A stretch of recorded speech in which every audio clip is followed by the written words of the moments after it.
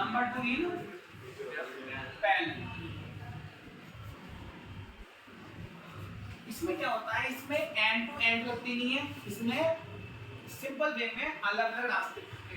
ध्यान से देखो, टी मान लेते हैं, R1 R2 R3 तीनों पैनल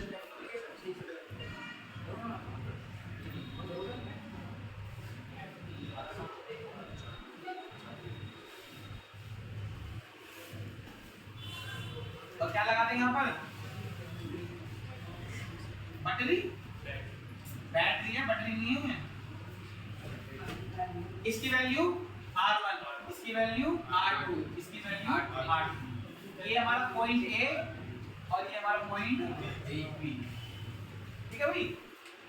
अब ध्यान से देखो, जब करंट चलेगा, अब तो हमको आई है, यहाँ से करंट चलेगा कितना I, वो ध्यान से देखना। करंट मतलब इलेक्ट्रॉन यहाँ से चलेंगे तो करंट यहाँ से मान लेते हैं। अब आपको समझ में आ जाएगी, यहाँ से करंट चला, मान लो यहाँ तक पहुंचा, और जैसे ही यहाँ पहुंचा है पॉइंट पे, ये बेचारा करंट क्या हो गया, कंफ्यूज कि कहाँ जाओ, फर्स्ट डे में जाओ, सेकंड डे में जाओ, थर्ड डे में जाओ। तो होता क्या है, पिछले दिखाते हैं ना, कुछ इधर जाओ, कुछ इधर जाओ, बाकी में पीछे आओ, वो क्या रास्ता है तो, ठीक है। तो कुछ तो यहाँ जाएंगे। अगर हम बात करें इलेक्ट्रॉन्स की, यहाँ चले इलेक्ट्रॉन मान लो 100, 50 यहाँ गए, 30 यहाँ गए, 20 यहाँ गए, 50 गए, 30 20, यहाँ पर कितने बार गए, 100 ले पहले, मतलब लास्ट में सारे बंदे मर जाएंगे। 50 यहाँ चले गए, 30 यहाँ, 20 यहाँ, खुद से मार देगा हमने, तो यहाँ कितने बचे, 0, मरते नहीं इलेक्ट्रॉन नहीं। 50 यहाँ से चले, 30 यहाँ से, 20 यहाँ से, तो यहाँ पर 100 डिवाइड हो गए थे, यहाँ पर 100 क्या हो गए थे। अब ऐसी करंट निकालनी है, यहाँ चला करंट आई, जब यहाँ पहुंचा करंट आई, क्या रहा, 2-3 रास्ते क्या करें, करता क्या है भाई, बताओ आप, सिंपल सा फंडा बताओ। जिस रास्ते पे भीड़ कम होगी वहां चलोगे, डेस्टिनेशन एक ही है बी करंट के लिए। जिस रास्ते पे भीड़ कम होगी वहां चलोगे, या जहां भीड़ ज्यादा होगी वहां चलना पसंद करोगे। वैसे तो भीड़ चलती है कि जहां पे सब जा रहे हैं हम भी वहीं जाएंगे, है ना, मगर ऐसा नहीं है, जहां पर भीड़ कम है आप उधर से निकल जाओगे। तो भीड़ का मतलब है रेजिस्टेंस, अपोजिशन। तो जहां पे रेजिस्टेंस ज्यादा होगा वहां से करंट कम निकलेगा। मान लो इसका रेजिस्टेंस ज्यादा हुआ तो यहाँ से करंट ज्यादा जाएगा, यहाँ पर रेजिस्टेंस थोड़ा कम हुआ तो यहाँ से करंट ज्यादा जाएगा, यहाँ पर इससे कम हुआ इसका करंट प्रीफर करता है लो रेजिस्टेंस पाथ। करंट को चाहिए कि मेरी जो पाथ होनी चाहिए कैसे होनी चाहिए, हल्का कम रेजिस्टेंस की, जहाँ मिलेगी। कुल मिला के यहाँ से गया I1, यहाँ से गया I2, ऐसे मान लिया ना, यहाँ से गया I3,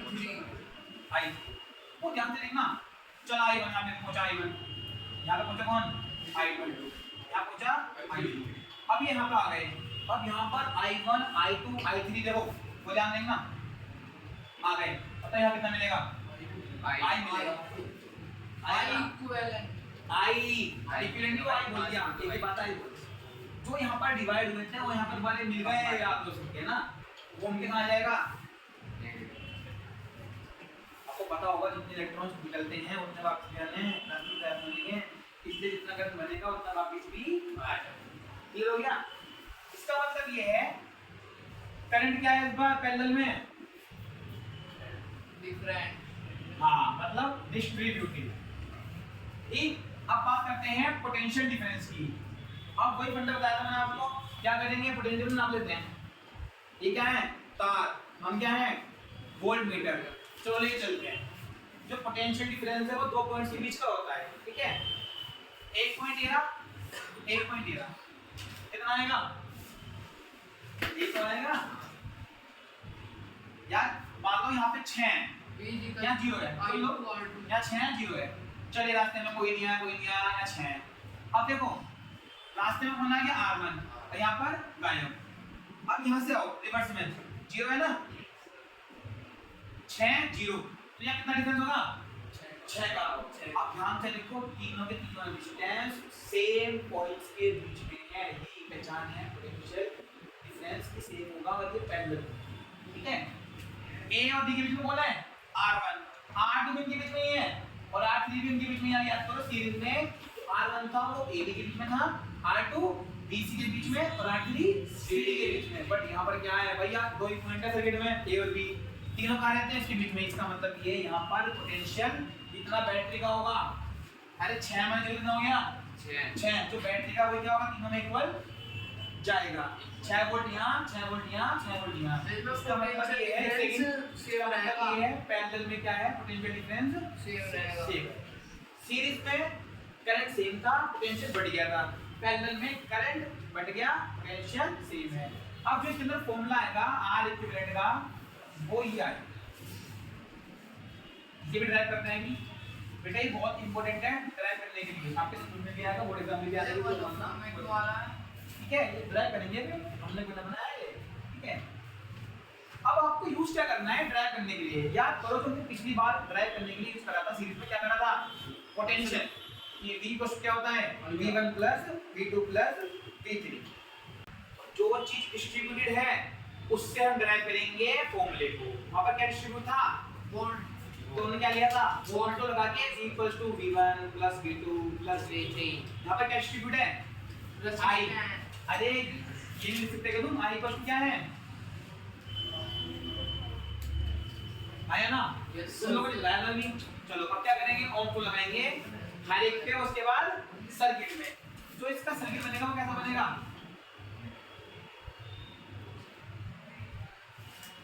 plus minus R equivalent v कंजुला ऐसे ना जितना ये तीनों मिलके आप करेंगे उतना क्या करेगा ये अकेला। अब देखते हैं एक बड़ा या घटा घट जाएगा वैसे। ठीक है चलो भाई अब लगा रहे हैं अप्लाई।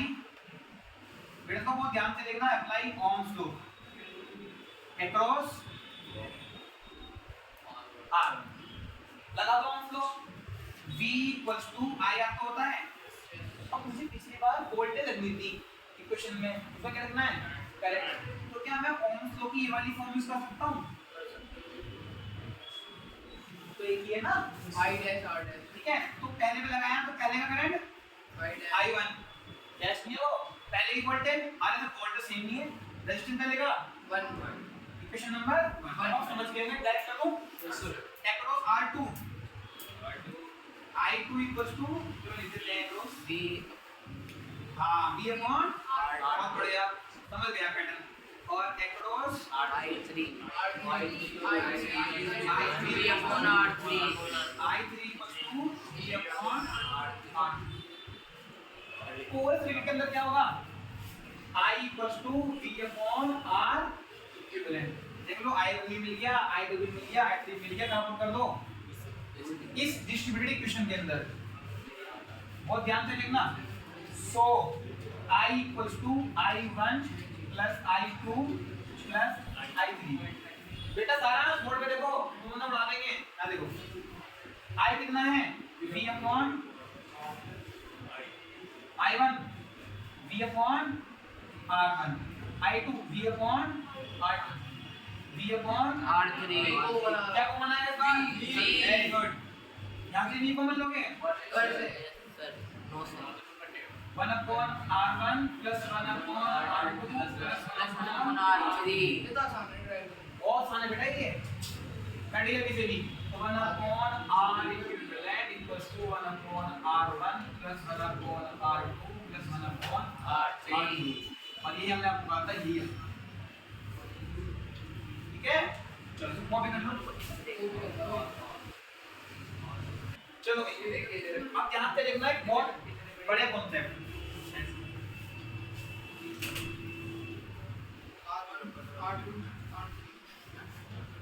इसके न्यूमेरिकल कल बनाएंगे। ठीक है अब एक सिंपल सा क्वेश्चन है जो हमारी एनसीईआरटी में भी है।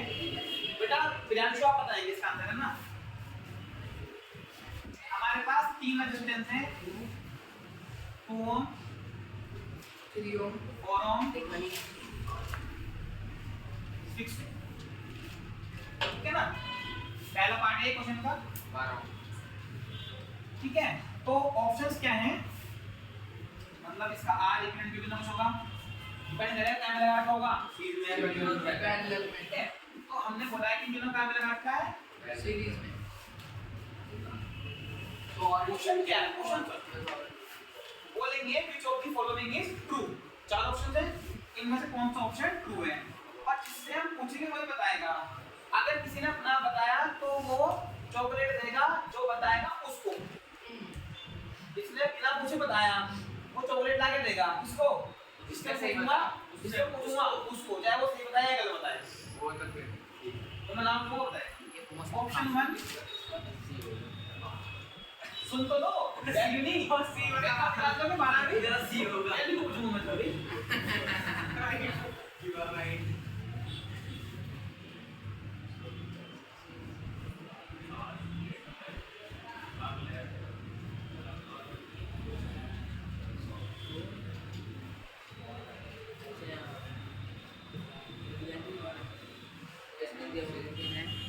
लो तीन ही ऑप्शन है, समय पर चल गया इसलिए इस पे ठीक है, तीन ही ऑप्शन है। सर डी दे दो, चलो बताओ अभिजीत, सर डी दे दो।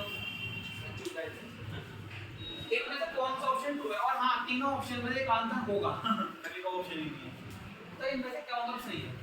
ये क्या बता रहा है कि जो नेट रेजिस्टेंस आएगा उसकी वैल्यू R1 से कम होगी, ये बता रहा है उसकी वैल्यू R3 से ज्यादा होगी।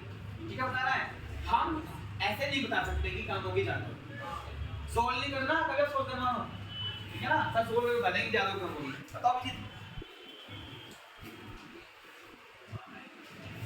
चलो कोई बताएगा, रेज योर हैंड, बताओ देखो, बी होना चाहिए।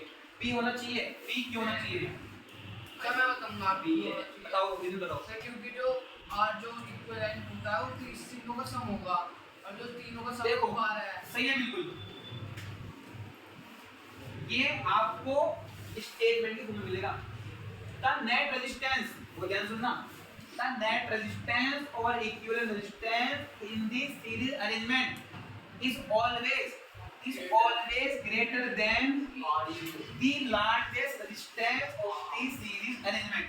कौन है यहाँ पे, तो सिंपल लॉजिक है भाई, जब आप इनको जोड़ोगे तो 6 4 2 जोड़ेंगे तो मैक्सिमम वैल्यू है 6, उसमें आप जोड़ोगे इसका मतलब है वैल्यू 6 से आ जाएगी, ये कम आ जाएगी जोड़ने पे, तो 6 और 4 का तो 12, इसका मतलब ये है एक लोअर सीरीज का कि अगर आप सीरीज में लगाते हो तो जो नेट रेजिस्टेंस है वो अंदर जुड़ा है कि वो मैक्सिमम रेजिस्टेंस से हमेशा वैल्यू ज्यादा आएगी। तीन याद आपको कर लीजिए उसको, ये रहा हमारा R है, कितना आ गया 12, देख लो 12 और 6 से जान। चलो क्वेश्चन नंबर 2 देखते हैं, वो क्या ये होगा, बहुत बढ़िया, वैल्यू लेते हैं R1 के लिए लेते हैं 3 ओम, R2 के लिए लेते हैं 6 ओम और R3 के लिए लेते हैं 12 ओम। एक मिनट वेट करना ठीक है ना, मैं चेक कर लूं।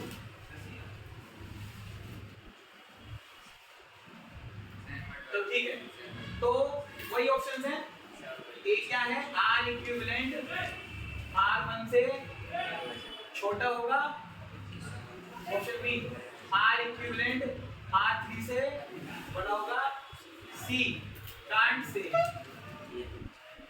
ऑप्शन डी तो सही। बताओ इसी का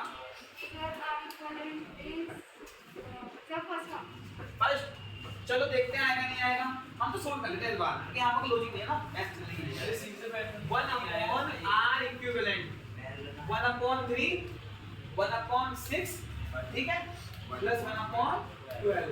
अब एलसीमीटर क्या दी, बड़ा नंबर ले लो और उसका टेबल पढ़ लो, 12 × 12 बन जा 12, दोनों आ रहे हैं टेबल, ऐसे कितना आ गया, 4 + 2 + 1 7/12, तो R इक्विवेलेंट 7/12। बेटा अभी R नहीं आया, R कितना आएगा 12/7, तो अप्रोक्सीमेटली 1.8 समथिंग जो भी आता है, ठीक है। मिनिमम कौन सा है 3, ज्यादा कम आ रहा है, कम आएगा हमेशा। The net resistance in parallel arrangement is always less than the minimum value of resistance. अब आप जो है इसमें क्वेश्चन बना लें, समझ में आ गया इतना। सीरीज में जो नेट रेजिस्टेंस है वो मैक्सिमम से ज्यादा होगा और पैरेलल में मिनिमम से कम होगा, ये हमारा सीरीज और पैरेलल का लो है, ठीक है। चलो आज के लिए इतने। नहीं